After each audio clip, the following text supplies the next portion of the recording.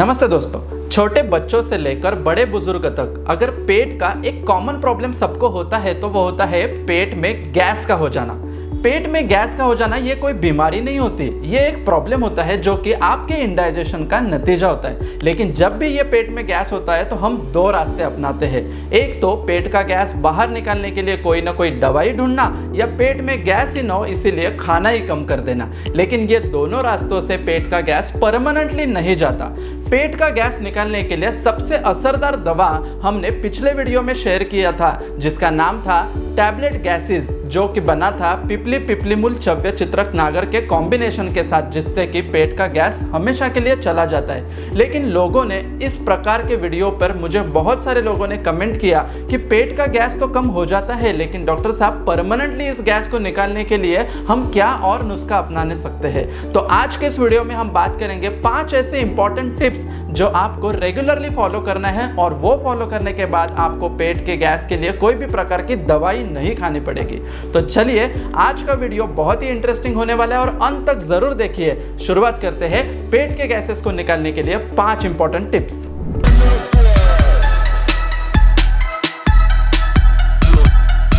Hello friends, मैं doctor Rupesh आमले और पिछले 12 सालों से मैं प्रैक्टिस कर रहा हूँ नवी मुंबई में। जब भी पेट में गैस होने की दिक्कत अगर आपको होती है तो हम अक्सर ये सोचते रहते हैं कि पेट में गैस क्यों होता है। तो साइंटिफिकली अगर देखा जाए तो जो भी हम खाना खाते हैं वो डाइजेशन की प्रोसेस के दरमियान अगर अच्छे से डाइजेस्ट नहीं होता तो उसका प्यूट्रिफिकेशन होता है, वो खाना सड़ने लगता है और उसी वजह से अमोनिया नाम का गैस आपके पेट में बनने लगता है। ये अमोनिया गैस अगर हमारे पेट में इंटेस्टाइन में इधर उधर जब घूमने लगता है तो पेट में दर्द भी होता है, पेट फूला हुआ लगता है, पेट में भारीपन रहता है, कुछ भी खाना खाने के बाद पेट में कुछ खाने की इच्छा नहीं होती, या पेट हमेशा भारीपन रहने की वजह से सुस्ती शरीर में आ जाती है।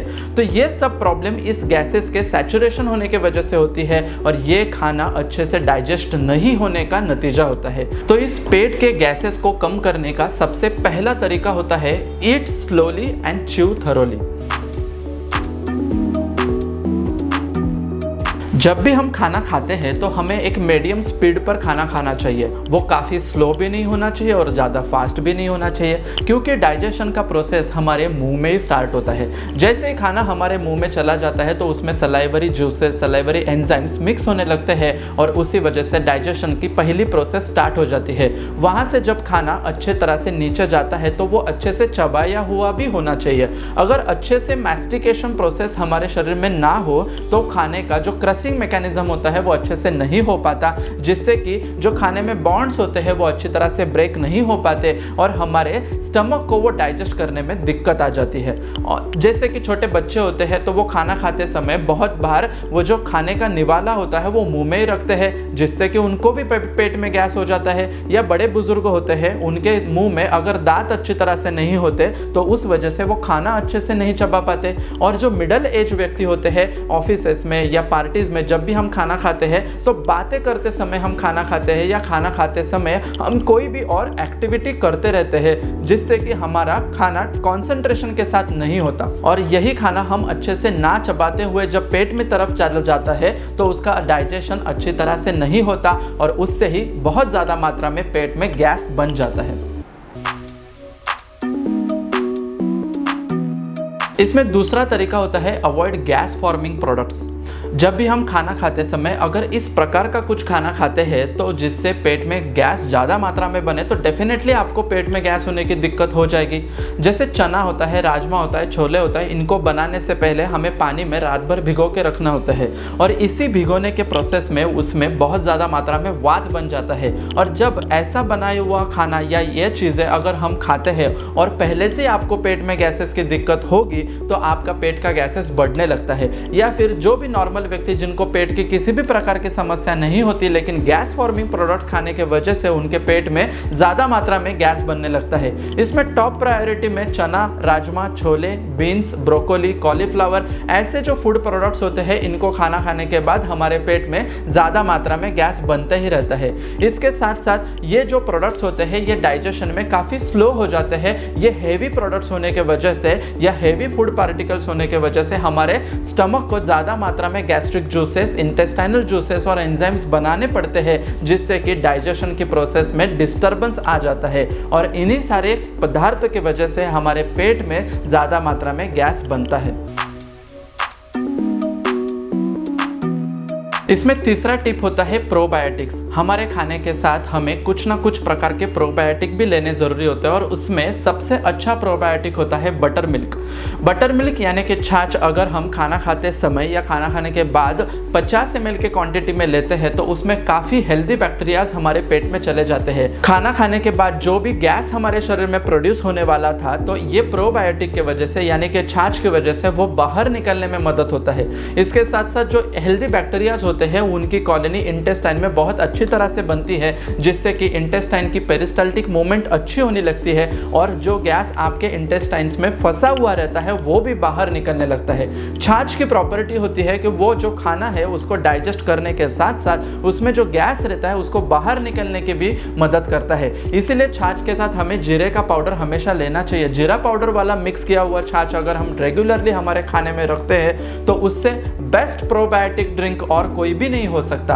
और ये छाछ अगर हम रेगुलर बेसिस पर पीते हैं तो हमारे पेट से गैस इजीली बाहर निकल जाता है। तो पेट के गैसेस कम करने के लिए हमने खाना स्लोली भी खाया, अच्छे से चबा कर भी खाया, गैस फॉर्मिंग प्रोडक्ट्स जो होते हैं उनको भी कंट्रोल किया और उसके साथ साथ प्रोबायोटिक्स भी लिए और गैस को कम करने की दवाई भी खा ली, लेकिन फिर भी डॉक्टर साहब हमारे पेट का गैस नहीं जाता। ऐसे सारे लोग हैं, उनके लिए ये आगे के 2 टिप्स इंपॉर्टेंट है। देखो दोस्तों, आपके पेट में जो गैसेस बन रहा है वो आपकी कमजोर पाचन शक्ति का नतीजा होता है और ये पाचन शक्ति आपको बढ़ानी है तो आपको कोई दवाई नहीं लेनी है। आपको ये जो 2 योगासन मैं अभी बताने जा रहा हूं वो डेफिनेटली प्रैक्टिस करने हैं। इसमें सबसे पहला योगासन होता है वज्रासन।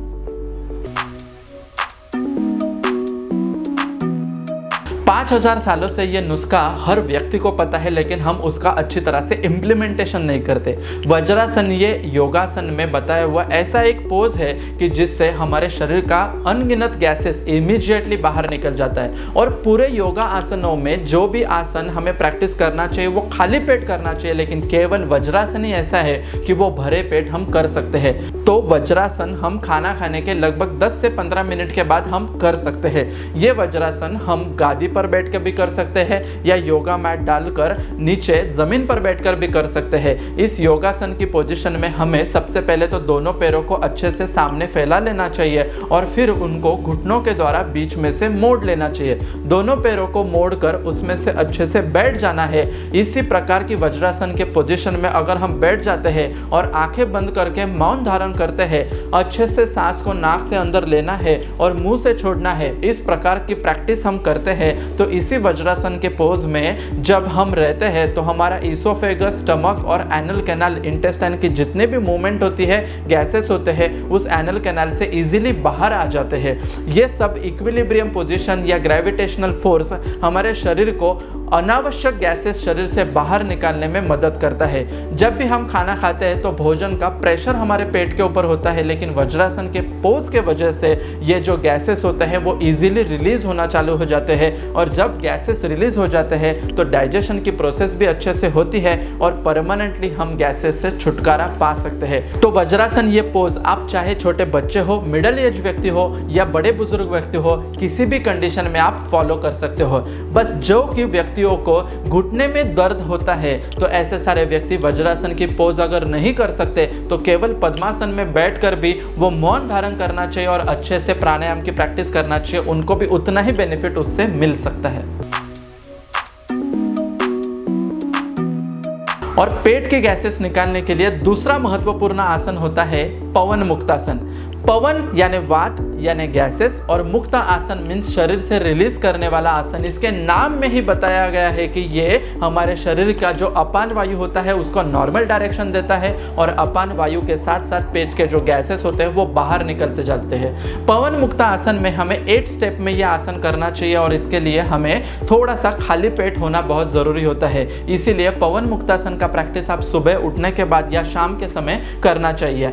8 स्टेप्स में यह आसन किया जाता है और इसके 8 स्टेप्स स्टेप्स होते हैं जो कि इस बाजू के वीडियो में हमने बताया है। इस प्रकार से पवन मुक्तासन जब हम करते हैं तो इसमें चौथा या पांचवा जो स्टेज आता है जबकि हमारे घुटने हमारे चेस्ट की तरफ बेंड हुए रहते हैं और उसके साथ हमने आगे से नेक को भी बेंड किया रहता है, तो उस टाइम पर जो पेट के ऊपर प्रेशर बनता है और इसी प्रेशर के साथ जब हम सांस को रोक के रखते हैं, इनहेल करके उसको होल्ड करके रखते हैं, तो पेट के गैसेस मल द्वार के द्वारा बाहर निकलने की कोशिश करते हैं। जैसे जैसे पेट के गैसेस बाहर निकलते हैं तो हमारे इंटेस्टाइन को काफ़ी स्क्वीजिंग एक्शन मिलता है और इंटेस्टाइन पर जो स्वेलिंग आ जाती है वो कम हो जाती है।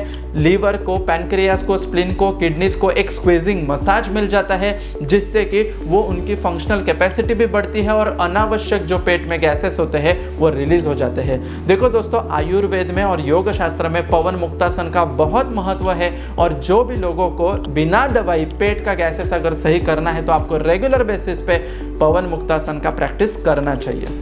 तो दोस्तों, पेट के गैसेस से आप भी परेशान हो और बहुत सारी दवाइयाँ, चूर्ण, काढ़े आप लेके थक चुके होंगे, बहुत सारे डाइट प्लान आपने ट्राई कर चुके होंगे, तो आप आपके डाइट के ऊपर आज से ही ध्यान दीजिए। आप क्या चीज़ें खा रहे हो, वो शरीर में कैसे डाइजेस्ट हो रहा है, उसका नतीजा क्या रहा है, ये सब सोच के अगर आप अच्छे से प्लानिंग करते हो तो आपके पेट के गैसेस डेफिनेटली चले जाएंगे। और ये दो योगासनों की प्रैक्टिस, वज्रासन और पवन मुक्तासन की प्रैक्टिस आप रेगुलर बेसिस पर करो।